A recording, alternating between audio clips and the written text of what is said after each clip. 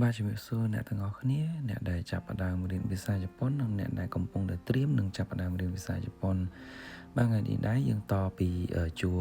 អាកាសៈឥឡូវយើងចូលមកដល់តាជីជឺតេតូ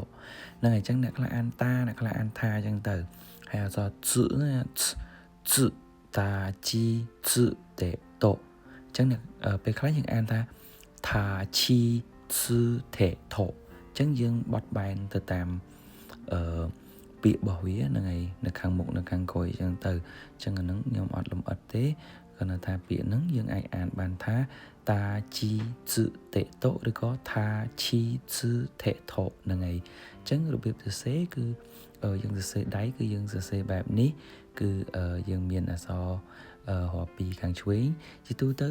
នៅក្នុងភាសាជប៉ុនគេដេញមកពីស្ដាំតែយើងរៀនសរសេរយើងដេញមកពីឆ្វេងអញ្ចឹងទៅអញ្ចឹងហើយនេះជាការសរសេរដៃរបស់ខ្ញុំគឺថាគឺសរសេរបែបនេះហើយឈីគឺសរសេរបែបនេះជឺគឺសរសេរបែបនេះថេគឺសរសេរបែបនេះថោគឺសរសេរបែបនេះអញ្ចឹងគឺការចេញសំឡេងជឺគឺវាពិបាកជាងគេអញ្ចឹងដូចយើងនិយាយជឺហ្នឹងហើយអញ្ចឹងអ្នកខ្លះបញ្ចេញអត់បានល្អអញ្ចឹងអានជុអីចឹងទៅហ្នឹងហើយអញ្ចឹងនៅក្នុងហ្នឹងជួជឺនោះបាទដូចអីគេផ្សេងទេវាទៅដូចអ៊ុហ្នឹងហើយឬក៏អ៊ុជឺឬក៏ជឺអញ្ចឹងទៅហើយនៅតែពេលយើងកត់ហើយអញ្ចឹងទៅវាយើងយកដាក់វាមកចិត្តគ្នាអញ្ចឹងទៅយើងដឹងថាអូវាស្តៀងគ្នាអញ្ចឹងទៅគាត់ថាអ៊ុនឹងរៀងស្គមអាជឺនឹងរៀងប៉ោងអញ្ចឹងទៅហើយនេះគឺរបៀបសរសេររបស់គេគឺពីឆ្វេងមកស្ដាំពីលើចុះក្រោមហ្នឹងហើយអញ្ចឹងលេខ1លេខ2លេខ3លេខ4យើងសរសេរតាមលំដាប់ដោយវាគឺយើងសេត្រូវក្បួនរបស់គេហ្នឹងហើយអញ្ចឹងគឺអានេះអក្សរឈីអញ្ចឹងគឺសេឆ្វេងមកស្ដាំលើចុះក្រោមហើយតែ2ដងទេគឺចប់តែម្ដងរីឯចូលមកដល់អក្សរជឺវិញ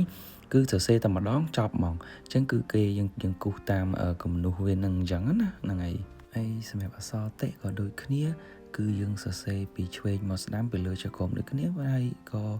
តាមគំនូសដែរតាមគំនូសហ្នឹងគឺចប់តែម្ដងចូលមកដល់អក្សរថុគឺមាន2គំនូសគឺយើងគូសតាមអាទី1ហ្នឹងមកបន្ទាប់មកបានអាទី2ពីលើចុះក្រោមពីឆ្វេងមកស្ដាំហ្នឹងមក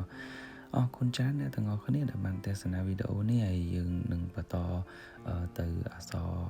បន្ទាប់ទៀតអញ្ចឹងណាហ្នឹងហើយនៅវីដេអូខាងក្រោយអញ្ចឹងខ្ញុំសូមលើកយកអាពាក្យដែលដូចគ្នាហ្នឹងអាជឺហើយនឹងអ៊ុហ្នឹងអញ្ចឹងអាជឺហ្នឹងវាមានរៀងប៉ោងតិចទេអាអ៊ុហ្នឹងវាស្គមប៉ុន្តែគ្រាន់តែវាមានបន្តអញ្ចឹងណាបងប្អូនសុយគីណែ